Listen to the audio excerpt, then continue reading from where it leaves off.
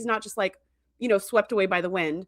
And I think I've only had one boss in my life who was like Picard, and she is still to this day like my favorite person on earth. Sisko, on the other hand, does not lead that way. He couldn't care less what you think. However, what's good about Sisko is that he will back your play no matter how crazy. Like, I don't know how many times Kira was like, hey, I'm going to go do an act of terrorism. I'll be back on Monday. And he's like, oh. He's like, see you later, girl. Have fun. You know what I mean? And like, you remember that episode where his son was dating, like his 16-year-old son was dating like a 20-year-old Dabo girl? And he was like, he's like, I don't like it, but I'm not going to tell Jake what to do. What? What kind of, what in the freaking world? So it's just a different leadership style, right? It depends on if it works for you. Now, I will say, if we wanted to ask another loaded question, who's the best father? Oh, Sisko's the best father on television. Easy. Literally, it's like that's television. Easy. Picard is terrible. He's a terrible father. He's awful. Yeah. But that's not the question. Who's the best captain? It really depends. Yeah. Because if we're going to bring some canon into it, Picard, he had 2 kids.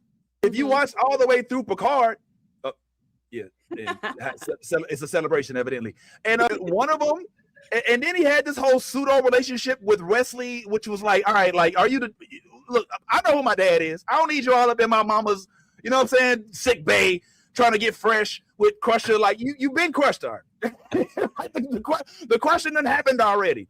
Then you got Kirk let his whole son get killed by Khan. Was it, or not Khan? Was it Khan? Oh, I'm going over into the movies. Yeah, going to the movies. In the show, there was that he had this Damon Bach, freaking Damon Bach had said, oh, you have this son on this planet from this hookup that you had over spring break 20 years ago, and I'm going to kill him unless you get there. It was the weirdest setup. But then he's like, oh, I have a son. Well, let me go meet my son. And then he meets the son, and he's like, I don't know if I can accept him. He's a criminal. Listen, this boy is on par with Aladdin. He has stolen some bread. Like, this man is starving, and he's out here stealing groceries. And Picard's like, "Oh, I don't know if I can accept a son who's got a criminal record." And then in the end, it's like, "Oh, psych, you're not really my son." And he's like, "Well, okay, see you later." Like, that's not. This is your king. Nah, well, yeah, I guess fatherhood and captainhood. Being a father and being a captain are 2 different things, unless you're fathering all of your, command staff, but that's not necessary to be a good leader. Okay. And Sharice, right. you said you're all caught up, like up until the Starfleet Academy, right? Yeah. I wonder where you might now rank Pike in that. I will tell you. Yeah, I rank him low. I rank him very low. I rank him at the bottom. Here's why. Oh shit! The bottom. Whoa. Well, I mean, not below Captain Freeman, because the whole lower deck staff is nuts. But I rank him lowly because in Discovery, I feel like just Pike did not have a backbone whatsoever.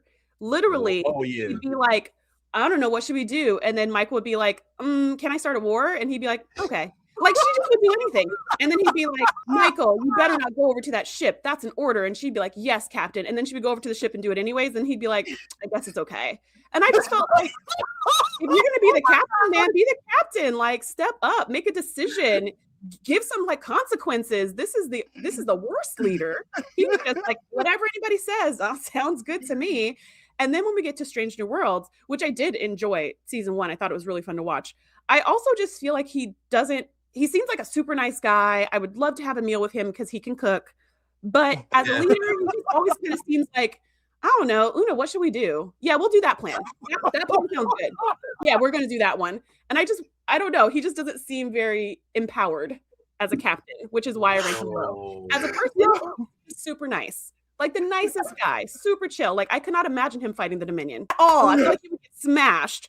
But I feel, like he's probably a super nice guy. Yo, come through.